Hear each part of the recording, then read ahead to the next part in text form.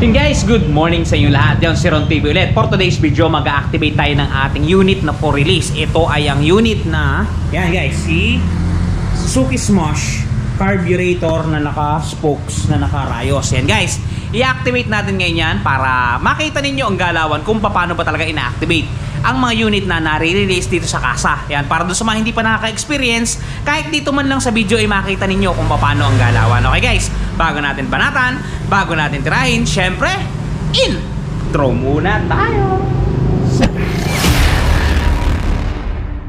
Yun guys, simulan na natin. Ang unang gagawin natin, syempre, kukunin natin kasi nag-iisang unit na to. Kukunin muna natin siya din sa display at ilalagay natin dito sa may likodan ko. Parang atin na siyang ma-activate at ma-check ang unit. Okay? Ito guys, ito yung unit na nagustuhan ng ating client. Ang Suzuki Smosh 115 carburetor guys. Spokes variant to guys, ito yung nakarayos. Kung mapapansin niyo, ito yung pinakamurang variant ng Suzuki Smosh. Okay guys.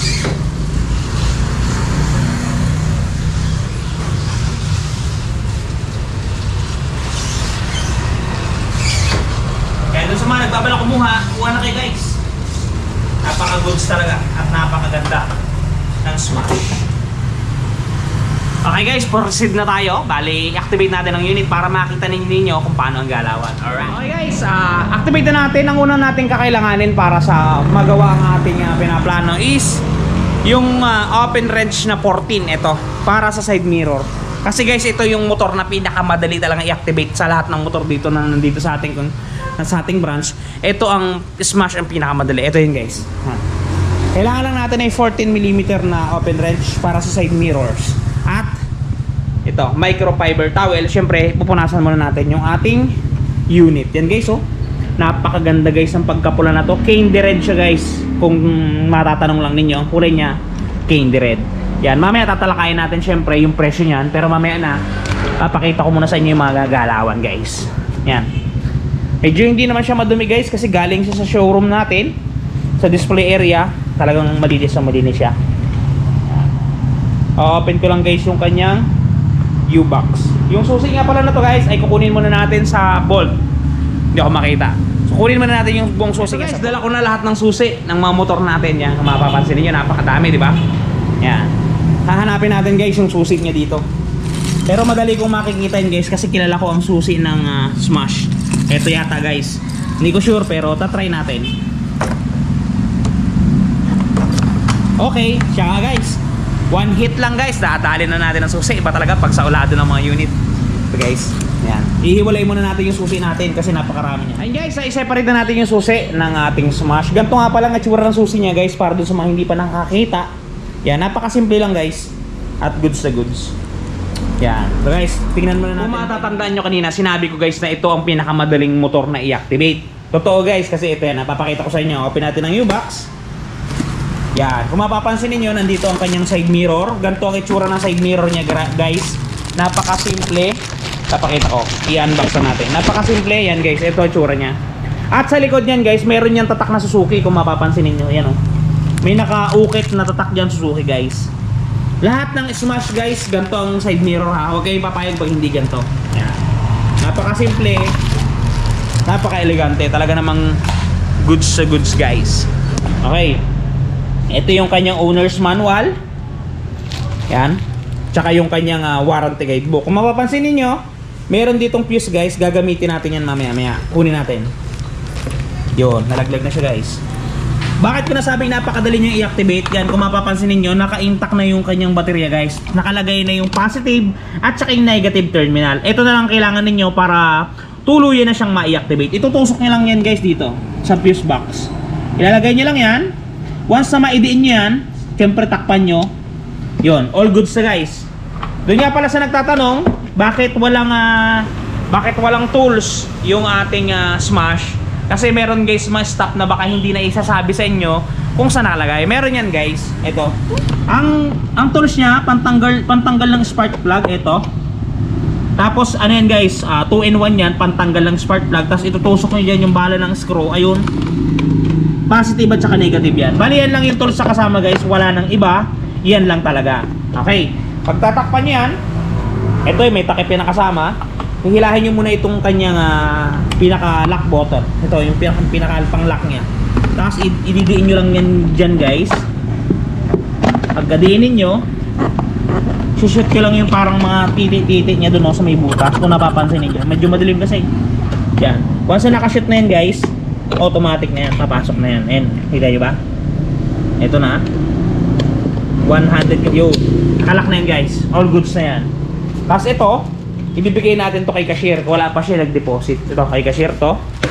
Yan. Tapos papakita ko sa inyo guys na gumagana na tong unit. Napaka-basic lang, di ba?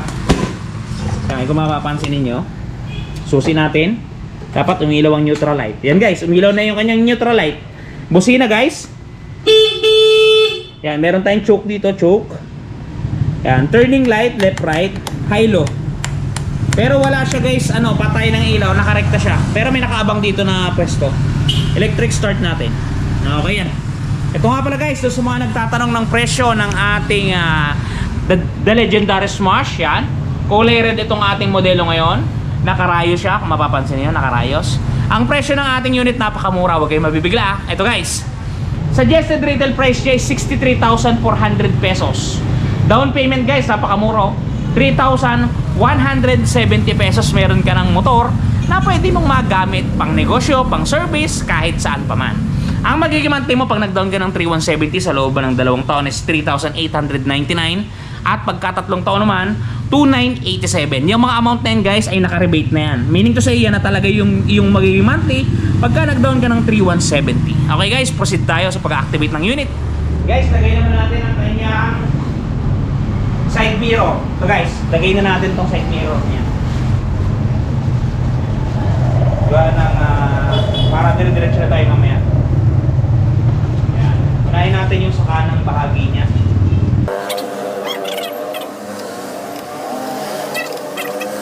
Na lang natin yan. Yun nga pala guys, sa kada bili ninyo ng Suzuki Smash, meron niyang free na helmet. Bali, dalawa guys. Yan. Bakit ko nasabing dalawa? Una, si Premium Bikes Corporation, ayan, meron niyang free na helmet kada purchase nyo na kahit anong unit, basta installment. Ngayon, si Smash kasi, meron niyang promo guys na helmet ngayon na ipinamimigay ni Smash mismo, ni Suzuki mismo. Eto guys, yung papakita ko sa inyo yung klase ng helmet. Guys, para ma-flex ko lamang at para alam ninyo at para hindi kayo nauutakan ng mga staff. Baka minsan kasi hindi nila binibigay sa mga customer, hindi natin masabi. So, para alam ninyo. Ito guys, yung binibigay ni Premium Bikes. Expat siya. Yan. Ito talaga yung galing kay Premium Bikes. May tatak na Premium Bikes yan guys. Ito yon. Ngayon yung binibigay naman ni Suzuki, until supply last lang yan guys, may duration lang yan. Pero ito yung itsura ng helmet na ibibigay natin. Wala pa lang ngayon dito pero parating na yon. Ito guys. Yan yung itsura ng helmet na previous ng Suzuki ngayon. Kaya pag nag-avail kayo ng Suzuki ngayon, yan guys, may free helmet yan na ganyan. Para alam ninyo. Alright. Okay guys, ngayon paandarin na natin ang unit. So lagyan natin siya ng gasolina. Para malagyan natin siya ng gasolina, kailangan natin syempre ng imbudo. Alright. Okay guys, proceed tayo sa paglalagay ng ating gasolina. Okay. Kailangan natin ay imbudo para walang tapon, swak lahat. So guys, kulay pula nga pala to guys. Kasi para dun sa mga bashers, bakit pula? Wala po kasing binebentang color green dito sa aming probinsya. Meron man pero napakalayo. Kaya guys, pula muna. Pwede din naman ito. Wala namang problema. Goods sa goods. Okay, sali natin. 70 pesos to guys. 1.1 liters. Talaga namang goods sa goods. Cheers! Guys, bus na. Walang natira, kasama lahat. Alright. Okay, budo. Takpan natin. Yan. At ngayon guys, syempre, i-drain muna natin ang ating karburador kasi baka may mga residue at may mga panis na gasolina. So, okay. Okay guys, i-drain muna natin yung kanyang karburador. Diaphragm kasi to guys para mapaihi natin o mapalabas natin yung mga medyo na panis na nagagasolina. Ito guys, nakikita ba ninyo? Niluwagan lang natin to. Once na maluwagan nyo yan, ayan. Ito kasi guys ay hindi basta-basta papatak yan. Yan, ito kasi ay diaphragm. So, tatadyakan muna natin ang unit para bumaba yung gasolina o para mahigop ng ating carburetor. Papadyak-padyakan muna natin guys. Pagka may lumabas na, yun na, start na yun. Mapapansin ninyo, may pumapatak na gasolina. And guys, oh, yan, ibig sabihin malinis na unit, wala nang panis sa gasolina, so tatakpan na agad natin. Ayan o, yan siya umihi.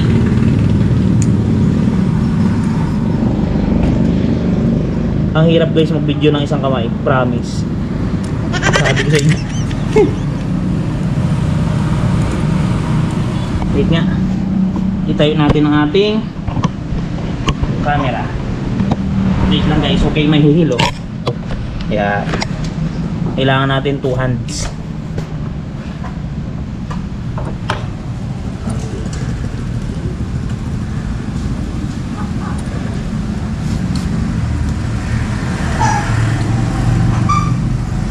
Sana nakikita nyo pa. Napakasikip kasi guys. Sakto-sakto lang yung dalawa nating malalaking kamay.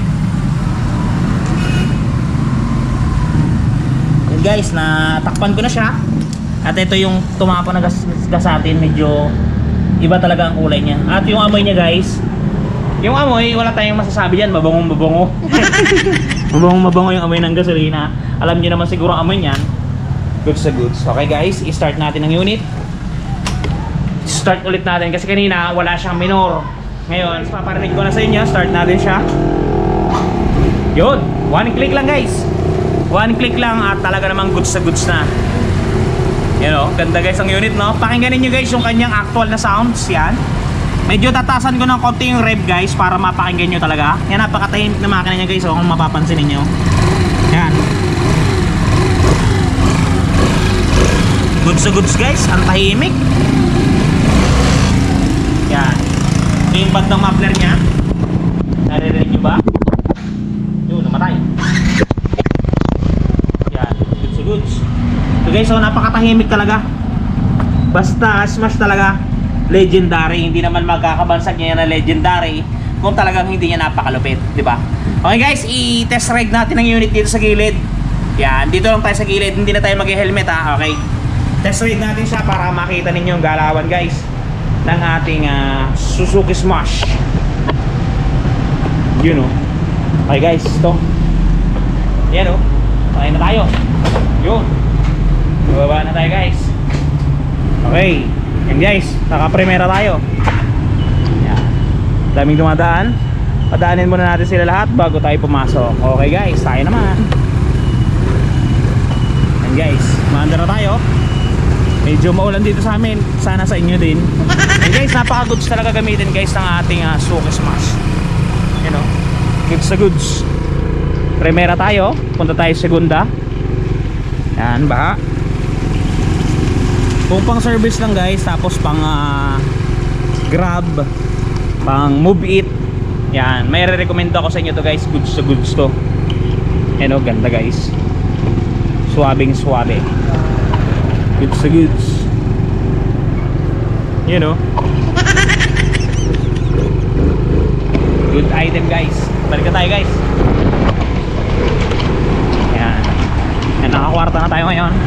Pero mababa pa lang yung ating tinatakbo. Goods sa goods na. Diba?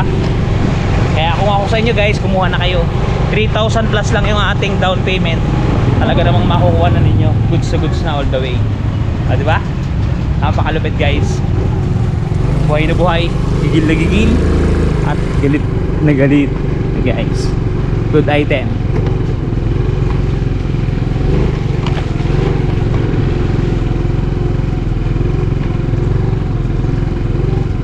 Okay guys, balik tayo sa branch natin. Yan, na-test drive na natin at talaga namang good sa good sa ating unit. Napakaganda guys. Kukunin na to ng client mamaya guys. Papunta na siya dito sa ating tindahan. So dito na lang siya sa labas. Okay guys, yan. Doon sa mga gugusto na to guys, kuha na kayo sa Premium Bikes Corporation. Talaga namang goods sa goods. Guys, doon nga pala sa mga namang problema. Yan, maisingit ko lang. Doon sa mga namang problema ng mga gas-gas ng kanilang mga bearings. Yan, for example, ang motor ninyo ay Honda Click, Sniper, Wheelrex. nagkaroon ng gasgas. Ito guys, meron tayong touch paint na talagang makakalutas sa inyong mga problema. Ito guys. Guys, the long wait is over. Eto guys, dun sa mga namumroblema na mga gas ng kanilang mga minamahal na motorsiklo, nandito na ang touch paint ni Wash Body. Napakadaling i-apply, parang sumusulat ka lang sa papel, isusulat mo lang dun sa mismong nagasgasan at talagang sasabay na siya sa pinakakulay ng inyong pairings. Yan, kung mapapansin niyo ang before at after natin, mistulang na bura ang mga pinagdaan ng gasgas, ang mga natamo na hindi sinasadyang galos ay mistulang na bura. Yan, kung mapapansin niyo, halos bumalik talaga sa original. Guys, pati pag-package sila nito papunta sa mga lugar ninyo ay talagang napaka-safety. Kung mapapansin niyo, talaga namang safe na safe ang package na bibili nyo sa kanilang Shopee Shop. Kaya kung ako sa inyo, try nyo na ang touch paint ni Wash Body. Guys, napakaganda ng touch paint na yan at napakamura lang. Yung link ng kanilang description ay nasa baba, nasa description box natin. Para doon sa mga gustong mag-avail, click nyo lang yung link, didiretso na kayo sa kanilang Shopee Shop. Okay guys, hanggang dito lang muna ang ating video. Ingat kayo palagi at palagi kayong magpapakasaya. Shoutout sa inyo lahat. Bye-bye!